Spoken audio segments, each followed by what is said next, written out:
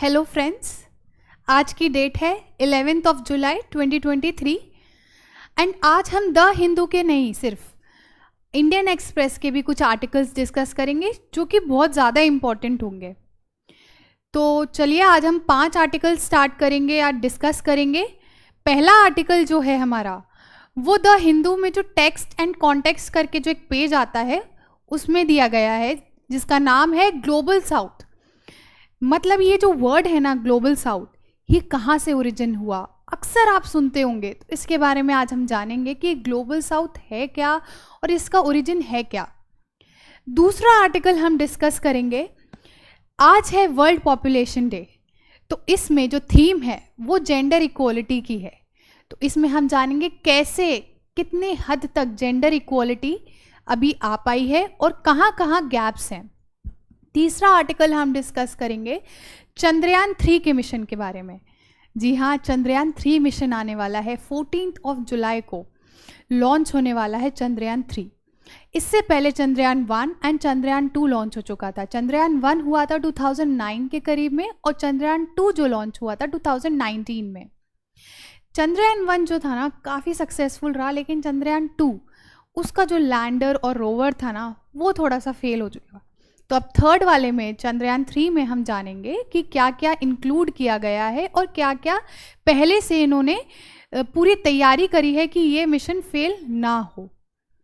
चौथा आर्टिकल हम एआई से संबंधित डिस्कस करेंगे, जो कि बताएंगे कि कैसे उसके नेगेटिव इम्पैक्ट्स हो रहे हैं, कैसे उसके पॉजिटिव इम्पैक्ट्स हो रहे हैं।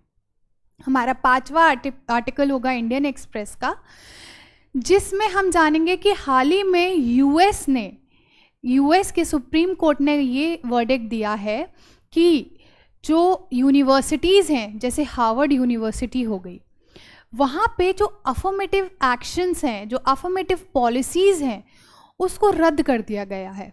उसके बारे में हम डिटेल से समझेंगे और उसका क्या इम्पैक्ट है, क्या इंडिया को भी ऐसा कुछ करना चाहिए, वो हम उस आर्टिकल में समझेंगे।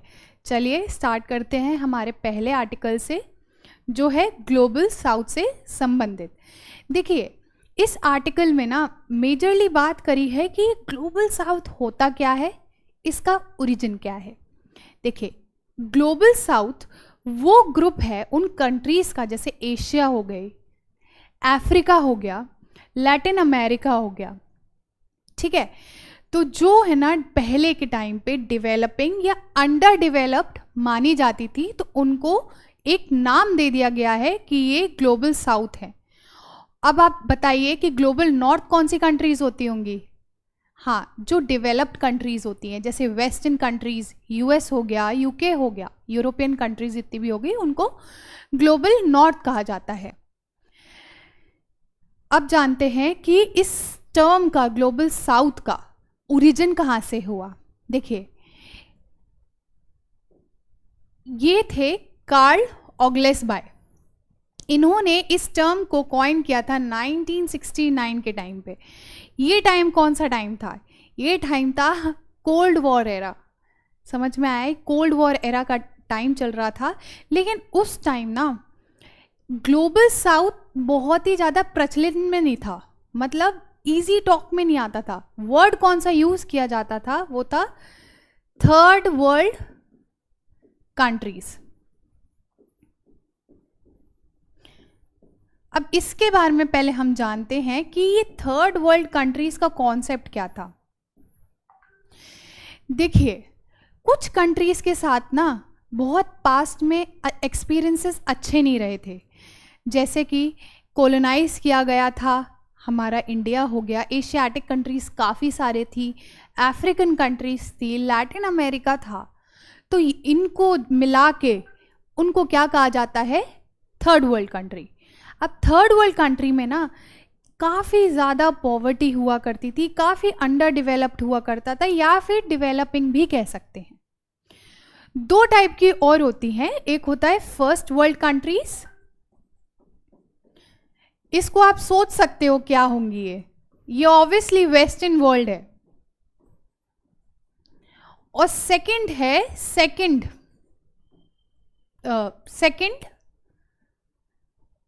World countries. Second world countries वो कंट्रीज हुआ करती थी जो कि कम्युनिस्ट थी, हाँ, सोवियत यूनियन, इनको सेकेंड वर्ल्ड कंट्रीज कहा जाता था, और इंडिया जैसी कंट्रीज को कहा जाता था थर्ड वर्ल्ड कंट्रीज।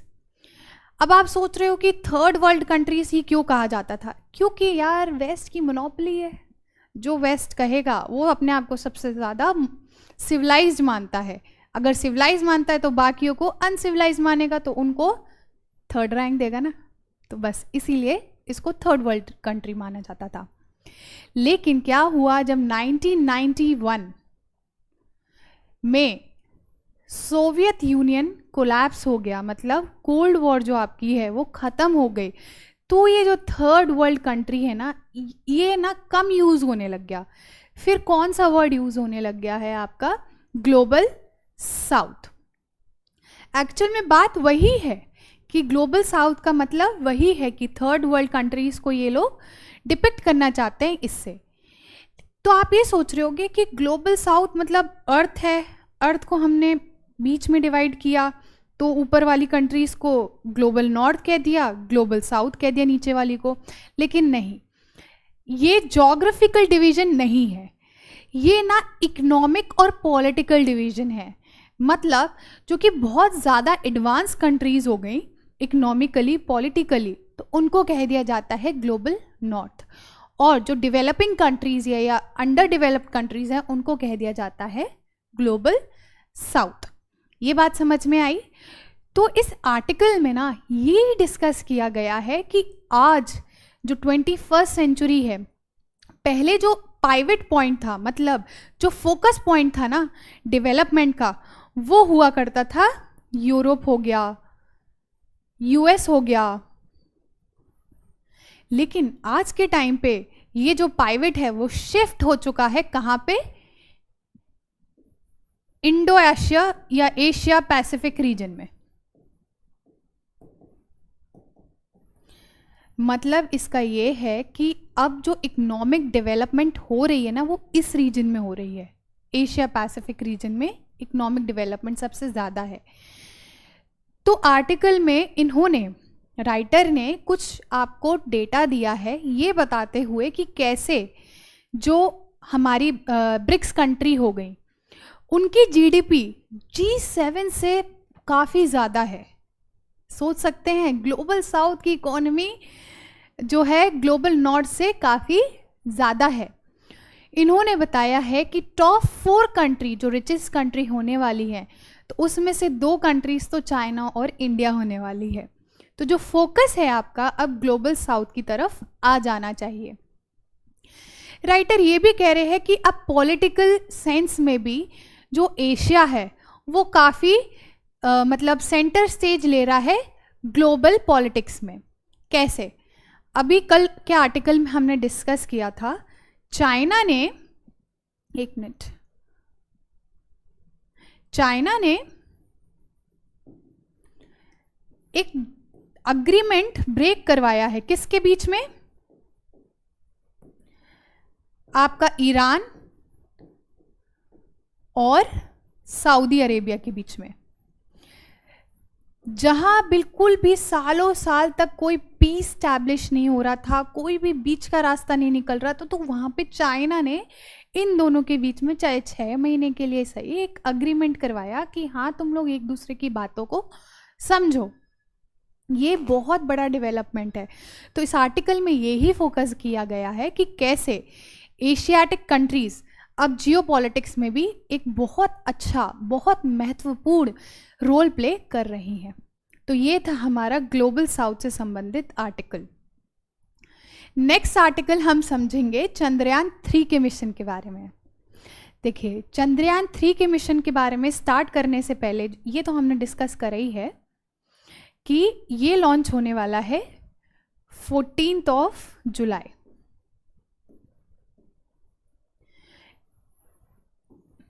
इसमें ना क्या क्या चीज़ें होने वाली है, जो हमारा चंद्रयान 2 में था वो ही होने वाला है, लेकिन थोड़ा और जो डिज़ाइन है वो और अच्छे से किया गया है। जो आपका चंद्रयान 2 का डिज़ाइन था वो ना सक्सेस बेस्ड डिज़ाइन था, इसका मतलब ये है कि जब इसरो ने इसको डिज़ाइन किया तो उन्होंने ये सोचा कि जब हम सॉफ्ट लैंडिंग करवाएंगे लैंडर की मून के सरफेस पे तो वो सक्सेसफुल ही होगी। लेकिन चंद्रयान 3 में इस मॉडल को फेलियर बेस्ड मॉडल के ऊपर डिज़ाइन किया गया है। अब ये फेलियर बेस्ड मॉडल क्या होता है? उन्होंने सारी पॉसिबिलिटीज़ को आजमाया। उन्होंने बोला मान लो कि अगर कैमरा काम नहीं किया तो क्या होगा, मान लो सॉफ्ट लैंडिंग की जगह हार्ड लैंडिंग हो गई तो फिर क्या करेंगे, मान लो कि ऐसा हो जाए तो क्या होगा। तो सारी पॉसिबिलिटीज़ को उन्होंने मतलब अच्छे से रिकॉग्नाइज किया है और इस मॉडल को तैयार किया है। देखिए जो मेन मिशन है ना, मतलब चंद्रयान, ये है क्यों, मतलब क्या है ये मिशन, मैं बताती हूँ। जैसे ये मून है, ये अर्थ मान लीजिए और ये मून मान लीजिए, ठीक है, और ये सन मान लीजिए। अर्थ टिल्टेड होता है 23.5 डिग्री एक्सिस पे, लेकिन जो मून है ना ये भी टिल्टेड होता है, लेकिन इसका टिल्ट ज़्यादा नहीं होता है, करीब 1.5 से 2 डिग्री के बीच में होता है। लेकिन जो इसका ऑर्बिट होता है ना वो थोड़ा सा टिल्टेड होता है 5 डिग्रीज पे, जिसके कारण क्या होता है, एक पोर्शन मतलब जो मून का साउथ पोर्शन होता है ना उधर पे धूप नहीं पहुंच पाती है, जिसकी वजह से वो रीजन, साउथ रीजन मून का हमेशा ठंडा रहता है, शैडो में रहता है। तो मेन पर्पस यही है चंद्रयान का कि हमें मून के इस साउथ रीजन में, साउथ पोल रीजन में जाना है जो अभी भी फ्रोजन स्टेट में है। अब यहाँ पे क्यों जाना चाहते हैं हम? यहाँ पे इसलिए जाना चाहते हैं क्योंकि अब जो हमारी डिस्कवरीज हैं, जैसे हमारा जो सोलर सिस्टम है वो कैसे बना, अर्थ कैसे एग्जिस्टेंस में आई, यहाँ लाइफ कैसे स्टार्ट हुई, वो यहाँ पे अभी भी जो एलिमेंट्स होंगे ना फ्रोजन स्टेट में होंगे। मतलब वहाँ से हमें कुछ पता चल सकता है कि हाँ क्या है, कैसे लाइफ आई है अर्थ पे। समझ में आया? ये इसलिए हम यहाँ पे जाना चाहते हैं। एक इंटरेस्टिंग फैक्ट ये है कि आज तक कोई भी कंट्री मून के साउथ एरिया में नहीं जा पाई है। बहुत बड़ी चीज़ है कि इंडिया इसको ट्राई कर रहा है, ये भी बहुत बड़ी चीज़ है। देखिए एक और फैक्ट मैं आपके साथ शेयर करना चाहूँगी, इंटरेस्टिंग है कि जब हम सॉफ्ट लैंडिंग की बात करते हैं ना, आपको हैरानी होगी कि अभी तक सिर्फ एक ही कंट्री ऐसी है जो मून पे सॉफ्ट लैंडिंग कर पाई है। मैं साउथ की बात नहीं कर रही हूँ, मून के साउथ सरफेस की बात नहीं कर रही, क्योंकि आज तक वहाँ कोई पहुँच ही नहीं पाया है। मैं सिर्फ सॉफ्ट लैंडिंग की बात कर रही हूँ। सॉफ्ट लैंडिंग सिर्फ और सिर्फ सोवियत यूनियन कर पाया था, वही 1990s में। इसलिए इंडिया अब इसको ट्राई कर रहे हैं। तो ये अगर सक्सेसफुल हो गया तो India will be the second country to soft land on moon. बहुत बड़ी चीज़ है ये। अब हम जानते हैं कि इसके बेसिक कंपोनेंट्स क्या हैं, उसके बारे में थोड़ा सा बेसिक समझते हैं। कि देखिए एक होगा ऑर्बिटर, मतलब ये मान लीजिए यहाँ से हमारा मिशन गया, ठीक है। अब ये ना एक ऑर्बिटर छोड़ेगा ऊपर मून के सरफेस के पास, जो ऐसे ऐसे करके घूमेगा, ठीक है। जब ये घूम लेगा ना, फिर अगस्त में क्या करेगा, ये मून के अंदर जब आ जाएगा और सरफेस से जब थोड़ी ही दूर होगा तब ये है ना क्या बाहर निकालेगा, लैंडर। लैंडर ना एक ऐसे टाइप की मशीन टाइप की होगी जो एकदम सरफेस पे धीरे धीरे धीरे धीरे करके लैंड करेगी। इसको ही हम क्या कह रहे हैं, सॉफ्ट लैंडिंग। अगर एकदम से धाड़ करके लैंड करेगी उसको क्या कहेंगे हम, हार्ड लैंडिंग या हार्श लैंडिंग। समझ में आया? इसके अपने प्रॉब्लम्स हैं। अगर हार्श लैंडिंग होती है ना तो अंदर जितने भी कैमरा या जो भी फिट होता ना, उसमें पक्का है कि प्रॉब्लम्स हो जाती हैं। तो इसीलिए इंडिया ट्राई कर रहा है कि हम सॉफ्ट लैंडिंग करवाएं। चंद्रयान 2 का जो मिशन फेल हुआ था ना, वो इसी के कारण हुआ था।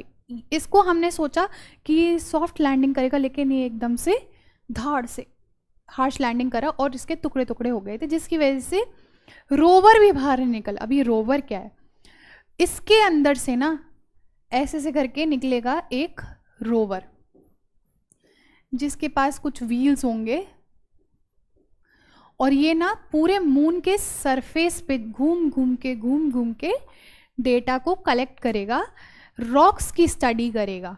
फिर ये यहाँ पे ये और ये दोनों मिलके ना ऑर्बिटर से कनेक्ट करते रहेंगे और इधर पे इंफॉर्मेशन भेजते रहेंगे, जो कि फर्दर इंडिया से कनेक्ट होगा। समझ में आया? तो ये था आपका चंद्रयान 3 मिशन। इसके अपने अपने मतलब रोल्स दिए गए हैं इन तीनों को, उसके नाम हैं जो कि ज़्यादा इम्पॉर्टेंट नहीं है, बस एक बार गो थ्रू कर लेना। हो सकता है यूपीएससी प्रीलिम्स में पूछ ले, क्योंकि आजकल कुछ भी हो सकता है। जैसे ये बताया, ये आपका हो गया ऑर्बिटर, ये आपका हो गया रोवर जिसके 4 व्हील्स हैं, ये आपका हो गया लैंडर। इसको समझ सकते हैं ना, ये कैसे बाहर निकलेगा इसके, और घूम घूम के कैसे ये डेटा को कलेक्ट करेगा। ये हमने समझ लिया इस मिशन के बारे में। थर्ड आर्टिकल जो हमने बात करी थी यूएस से संबंधित की, वो है ये द इंडियन एक्सप्रेस का आर्टिकल है। मैंने आपको कॉन्टेक्स्ट बताया था कि यूएस में क्या हुआ। सुप्रीम कोर्ट ने जो कॉलेजेस हैं, जो यूनिवर्सिटीज़ हैं, जैसे हार्वर्ड यूनिवर्सिटी हो गई, वहाँ पे अफर्मेटिव एक्शन की जो पॉलिसीज़ हैं उसको रद्द करने को बोला है। इंडिया में क्या आप ऐसा सोच सकते हो? खैर ये डिबेटेबल है, वैसे तो नहीं सोच सकते हैं कि यहाँ पे इसको रद्द किया जाए। देखिए इसके ना पीछे उन्होंने कुछ वो बताई कि हिस्ट्री तो ऐसा कोई हमारे लिए इम्पोर्टेंट नहीं है कि क्या हिस्ट्री रही है, फिर भी एक बारी हम जान लेते कि हिस्ट्री क्या रही है यूएस में अफर्मेटिव एक्शन की। देखिए 1978 में ना एक केस हुआ था, reagents of university of California versus बके। इसमें ना इन्होंने अफर्मेटिव एक्शन को लेके आए थे। अब पहले तो मैं आपसे पूछना चाहती हूँ कि अफर्मेटिव एक्शन होता क्या है। देखिए अफर्मेटिव एक्शन ना वो एक्शन होता है जो सबको इक्वलाइज कर दे, मतलब जितनी भी जैसे मान लीजिए किसी पर्टिकुलर कम्युनिटी है, उसके साथ पास्ट में कुछ गलत हुआ है, कुछ इनजस्टिस हुआ है या फिर डिस्क्रिमिनेशन हुआ है, तो उसको उस जो दूसरी कम्युनिटीज़ हैं जो वेल ऑफ हैं उनके बराबर ला सकें, क्योंकि वो हाल फिलहाल ना अभी अच्छी स्टेट में नहीं है क्योंकि उनके साथ गलत हुआ था। तो ऐसे कुछ सरकार रूल्स बनाए, लॉज बनाए जो उनको थोड़ा सा इनके लेवल पे ला पाए। ऐसी पॉलिसीज़ या ऐसे एक्शंस को अफर्मेटिव एक्शंस कहा जाता है, जो सरकार वेलफेयर के लिए बनाती है। समझ में आया? तो यहाँ पे ना आर्टिकल में, एक सेकेंड, आर्टिकल में ना जो राइटर हैं इन्होंने अप्रोच बताई है कि कैसे यूएस की जो अफर्मेटिव एक्शन की अप्रोच है वो इंडियन अफर्मेटिव एक्शन से अलग है। चलिए इसको जानते हैं। सबसे पहली बात, यूएस के कॉन्स्टिट्यूशन में ये मेंशन ही नहीं है कि इनको अफर्मेटिव एक्शंस की पॉलिसी को इम्प्लीमेंट करना है, लेकिन यही अगर हम इंडियन कॉन्स्टिट्यूशन की बात करें तो एक्सप्लिसिटली मतलब लिखा हुआ है, मेंशन है आर्टिकल नंबर 15 में एंड आर्टिकल नंबर 16 में मेंशन है कि जो शेड्यूल कास्ट हो गई, शेड्यूल ट्राइब्स हो गई, जो ओबीसीज हो गए, बैकवर्ड क्लासेस हो गई, उनको एजुकेशन में रिजर्वेशंस मिलने चाहिए और उनको जॉब एम्प्लॉयमेंट में भी रिजर्वेशंस मिलने चाहिए। एक फैक्ट जो मैं आपके संग शेयर करना चाहती हूँ, जो कि प्रीलिम्स के लिए काफ़ी इम्पोर्टेंट हो जाता है, जो आर्टिकल 16 है ना जॉब से संबंधित रिजर्वेशंस का, ये ऑलरेडी आपका ओरिजिनल कॉन्स्टिट्यूशन में मेंशन था, जो कि 1950 में आया था। समझ में आया? और जो आर्टिकल 15 है आपका, ये ना फर्स्ट अमेंडमेंट एक्ट से मतलब लाया गया था। ये ओरिजिनल कॉन्स्टिट्यूशन में नहीं मेंशन था, तो ये इंपॉर्टेंट फैक्ट है जिसको आप याद भी रख सकते हैं।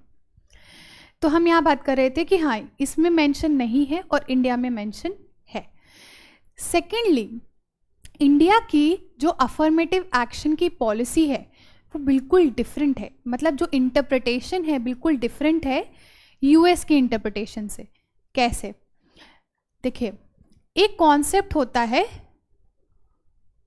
फॉर्मल इक्वालिटी का एंड सब्सटैंटिव इक्वालिटी का।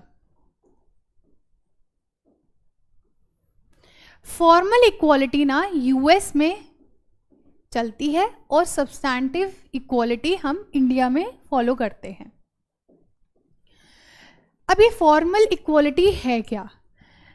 अकॉर्डिंग टू यूएस, कि जहां ऐसी पॉलिसीज या ऐसी इक्वालिटी जो सबको बराबर कर दे, फॉर एग्जाम्पल ब्लैक्स ले लीजिए, ब्लैक्स के संग पास्ट में काफ़ी बुरा हुआ है यूएस की हिस्ट्री में, लेकिन वो ऐसा नहीं करेंगे कि उनको रिजर्वेशंस प्रोवाइड कर देंगे, नहीं, वो बस इतना करेंगे कि उनकी डाइवर्सिटी मेंटेन रहे। समझ में आया? उनको कुछ बेनिफिट हो रहा है ब्लैक्स को या ऐसा कुछ भी नहीं कर रहे हैं, वो सिर्फ इतना चाहते हैं कि उनकी जो डाइवर्सिटी है, मतलब वाइट्स भी रहें, ब्लैक्स भी इतनी क्वांटिटी में रहें, बाकी भी एशियंस भी इतनी क्वांटिटी में रहे, वो मेंटेन रहे। लेकिन इंडिया की जो सब्सटैंटिव इक्वालिटी है वो ये कहती है कि अगर पास्ट में किसी कम्युनिटी के साथ इनजस्टिस हुआ है या डिस्क्रिमिनेशन हुआ है तो उसको बराबर लाने के लिए हमें कुछ पॉलिसीज़ बनानी चाहिए, कुछ वेलफेयर की पॉलिसीज़ बनानी चाहिए, जिसको हम कहते हैं रिजर्वेशंस। दोनों में डिफरेंस समझ में आया? तो बस ये ही होती है आपकी फॉर्मल एंड सब्सटैंटिव इक्वालिटी, ये हम समझ चुके हैं। ठीक है, यही वही है कि यूएस में ना 75% ऑफ पॉपुलेशन जो है वो वाइट्स की है, बाकी जो बची हुई है ना वो blacks, Hispanics and Asians. Hispanics होते हैं आपके जो स्पेन के पीपल होते हैं, और जो लैटिन अमेरिका के होते हैं उनको हिस्पैनिक्स कहा जाता है। ठीक है, बाकी पॉपुलेशन इनकी है। तो बस ये यूएस बस ये चाहता है कि हम ना डाइवर्सिटी को मेंटेन करें, ना कि हम रिजर्वेशन पॉलिसी बनाए जिसकी वजह से वाइट्स को नुकसान हो, कि मतलब जो जनरल कास्ट मान लीजिए वो मतलब नाराज़ ना हो जाए इनकी पॉलिसीज़ बनाने इनके लिए रिजर्वेशन लाने के लिए। समझ में आया? इसीलिए इन लोगों ने अफर्मेटिव एक्शन को हटा दिया। अब ये ही डिबेट आ जाती है, क्या इंडिया में भी ऐसा लागू होना चाहिए? तो राइटर सजेस्ट कर रहे हैं कि नहीं यार, इंडिया में ऐसा कुछ नहीं लागू कर सकते हैं, क्योंकि इंडिया की भी अपनी हिस्ट्री रही है और इंडिया ऐसे काम नहीं करता है। बट एक सजेशन जो सजेस्ट करते हैं राइटर वो है कि आप ना रिजर्वेशन पॉलिसीज़ के लिए या जो भी अफर्मेटिव एक्शंस की जो पॉलिसीज़ आ रही हैं उनके लिए ना सनसेट क्लॉज लाओ। मतलब जिस टाइम पे या जिस डेट पे आप लेके आ रहे हो वो पॉलिसी, उसकी एक एक्सपायरी डेट हो। ये नहीं कि भैया चली जा रही है, जिसके कारण क्या हो रहा है, पॉलिटिक्स भी इसका फ़ायदा उठाती है। ये था हमारा इंडियन एक्सप्रेस का ये आर्टिकल। जो नेक्स्ट आर्टिकल हम डिस्कस करने जा रहे हैं वो वर्ल्ड पॉपुलेशन डे के आर्टिकल्स हैं। देखिए, इस साल का जो थीम है, देखिए पीसीएस वगैरह में ना ये डायरेक्टली थीम पूछ लिए जाते हैं प्रीलिम्स के एग्ज़ाम्स में, तो इसको ध्यान रखिएगा कि जो इसका वर्ल्ड पॉपुलेशन डे का जो थीम है वो है unleashing the power of gender equality, uplifting the voices of women and girls to unlock a world's infinite possibilities। इसको ध्यान रख लेना, बस एक बार पढ़ लिया तो अंदाज़ा रहता है कि ऑप्शन एलिमिनेशन में बस ये है। तो इस आर्टिकल का कॉन्टेक्स्ट क्या है? इस आर्टिकल का कॉन्टेक्स्ट है कि इम्पोर्टेंस क्या है विमेन को एम्पावर करने की, क्यों विमेन को एम्पावर करना चाहिए, और जो सोसाइटी को बेनिफिट होता है इनको आगे बढ़ाने में, इनको पढ़ाने लिखाने में, वो क्या क्या बेनिफिट्स हो सकते हैं, मतलब लीडरशिप के रोल में वो आ सकती हैं, और अच्छे अच्छे आइडियाज़ आ सकते हैं, इनोवेशन आ सकता है, क्रिएटिविटी आ सकती है, प्लस आपकी जीडीपी पे जो ग्रोथ है, जीडीपी की ग्रोथ, उसमें भी कंट्रीब्यूट करती हैं विमेन। देखिए नेक्स्ट है कि ये आर्टिकल क्या डिस्कस कर रहा है। ये आर्टिकल है ना एक्नॉलेज कर रहा है कि माना इंडिया ने काफ़ी प्रोग्रेस किया है, विमेन काफ़ी हद तक बाहर आई हैं, काफ़ी हद तक पढ़ लिख रही हैं, काफ़ी हद तक जॉब कर रही हैं, और सरकार ने भी काफ़ी, जब से इंडिपेंडेंट हुआ है इंडिया, काफ़ी कुछ किया है। जैसे लाइफ एक्सपेक्टेंसी इंक्रीज़ हुई है, मैटरनल हेल्थ इंक्रीज़ हुई है, चाइल्ड मैरिजेस काफ़ी रिड्यूस हुई है, रिड्यूस टू हाफ, ये बहुत बड़ा आंकड़ा है, ठीक है, और काफ़ी कुछ हुआ है। लेकिन तब भी एक चैलेंज, जो मेजर चैलेंज माना जा सकता है, वो अभी भी है। वो चैलेंज क्या है? वो चैलेंज है विमेन का अपने ही रिप्रोडक्शन में ऑटोनॉमी। इसका मतलब ये है कि आज भी विमेन को डिसाइड करने की ऑटोनॉमी नहीं है, मतलब एम्पावरमेंट नहीं है कि हाँ भैया हमें कब प्रेग्नेंट हो रहा है और हमें कब अपनी लाइफ को आगे बढ़ाना है। अभी भी इंडिया में जो विमेन है वो मतलब फोर्स में आ जाती हैं, सोसाइटी उनको कभी फोर्स करता है, कभी वो वायलेंस का शिकार हो जाती हैं। और एक डेटा तो ये भी कहता है कि nearly half of all pregnancies in India are unplanned.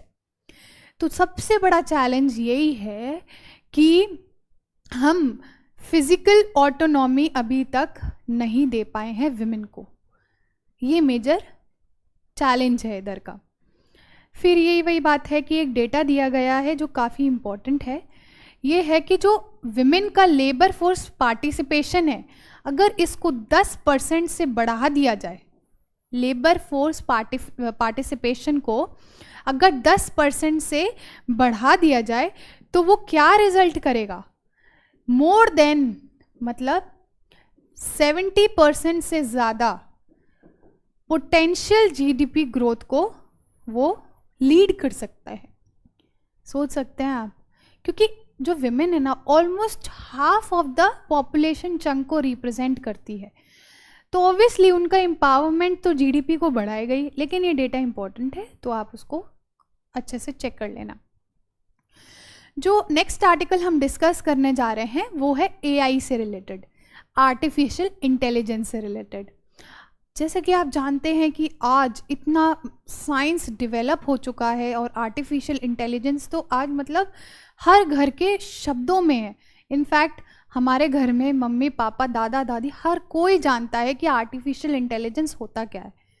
Chat GPT हो गया, बार्ड हो गया आपका, और भी कितनी सारी एप्लीकेशंस आ चुकी हैं जो हमारे काम को काफ़ी ज़्यादा ईजी बना चुकी हैं।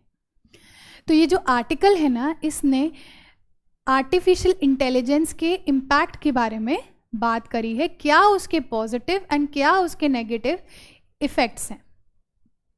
देखिए हम पहले अगर पॉजिटिव की बात कर ले कि पॉजिटिव इम्पैक्ट्स क्या हैं, तो ये बोल रहा है कि एआई टूल्स ने वर्कर्स की प्रोडक्टिविटी करीब करीब 14% से इंक्रीज कर दी है। एंड जो कंज्यूमर्स हैं जो कि प्रोडक्ट को कंज्यूम कर रहे हैं वो भी काफ़ी सेटिस्फाइड हैं जब से एआई टूल्स का इस्तेमाल होने लगा है। जो एम्प्लॉयज़ एआई को यूज़ कर रहे हैं वो काफ़ी faster, smarter and more productive हो चुके हैं।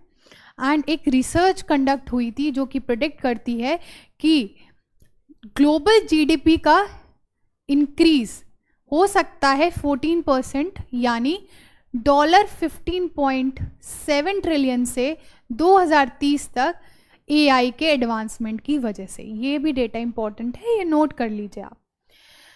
और हाँ ये भी है कि काफ़ी सारे जो कम्युनिकेशन बैरियर्स होते हैं ह्यूमंस और मशीन्स के बीच में, ये भी रिड्यूस कर देता है। जैसे कि चैट जीपीटी आपका हो गया, अगर आप उसको जो भी प्रॉम्प्ट्स दो, इजी प्रॉम्प्ट्स, मतलब हमें कोई कोडिंग सीखने की ज़रूरत नहीं है, उसमें सिंपल सी स्टेटमेंट्स लिखो तो वो हमें आंसर दे देता है। ठीक है, ये आपके हो गए पॉजिटिव इफ़ेक्ट्स। अब नेगेटिव इफ़ेक्ट्स की बात कर लेते हैं हम। नेगेटिव इफ़ेक्ट्स ये कहते हैं कि इस एआई का यूज़ करके काफ़ी ज़्यादा जॉब डिस्प्लेसमेंट हो रही है। अब जब जॉब जाएगी आपकी तो ऑब्वियसली बात है अनएम्प्लॉयमेंट इंक्रीज़ होएगा। अनएम्प्लॉयमेंट इंक्रीज़ होएगा तो आपकी इनइक्वालिटी इंक्रीज़ होएगी। इनइक्वालिटी इंक्रीज़ होएगी तो ऑब्वियसली जब आप चाहोगे कि हम और स्किल्स को मतलब अचीव करें और स्किल्स सीखें तो आपके पास रिसोर्सेज नहीं होंगे। समझ में आया? जब रिसोर्सेज नहीं होंगे या चलो मान लीजिए कि आपने स्किल सीख भी ली, तब तक एआई और ज़्यादा एडवांस हो जाएगा। तो आप ना एक विशियस साइकिल में फंसे रहोगे। अगर आप इसमें आर्टिकल में ये डिस्कस किया गया है कि एआई की वजह से ना ही सिर्फ blue collar jobs but white collar jobs को भी दिक्कत हुई है। अब ये ब्लू कॉलर जॉब्स होती हैं, ये मैन्युफैक्चरिंग जो कंपनीज होती हैं या कंस्ट्रक्शन कंपनीज में जो काम करते हैं उनको ब्लू कॉलर कहा जाता है। वाइट कॉलर जो होते हैं वो प्रोफेशनल्स हो गए, जो आईटी कंपनीज वगैरह में जो होते हैं उनको। तो इन दोनों को ही काफ़ी नुकसान हुआ है। जॉब डिस्प्लेसमेंट देखी गई है, अनएम्प्लॉयमेंट देखा गया है। किसकी वजह से? आर्टिफिशियल इंटेलिजेंस की वजह से। आर्टिकल ये डिस्कस कर रहा है कि इंडिया के लिए इसमें अपॉर्चुनिटी क्या है। देखिए इंडिया के पास एक सबसे अच्छी स्ट्रेंथ है, उसकी है पॉपुलेशन। डेमोग्राफिक डिविडेंड का सबसे ज़्यादा अगर फ़ायदा उठा सकता है तो वो है इंडिया। अपनी जो जनता है, अपनी जो मतलब इंडिया की जो सिटीजन्स हैं, उनको हम ट्रेन कर सकते हैं, उनको हम स्किल दे सकते हैं जिससे वो अपडेटेड रहें एआई टेक्नोलॉजी से, जिसकी वजह से ये जो जॉब डिस्प्लेसमेंट है, अनएम्प्लॉयमेंट है, वो ज़्यादा इफ़ेक्ट ना कर पाए इंडिया में। तो ये था हमारा आर्टिकल एआई से संबंधित। तो फ्रेंड्स, आज के लिए ये 5 आर्टिकल हमने डिस्कस किए। Thank you for the discussion. अब हम कल मिलते हैं कुछ और नए आर्टिकल्स के साथ। Thank you.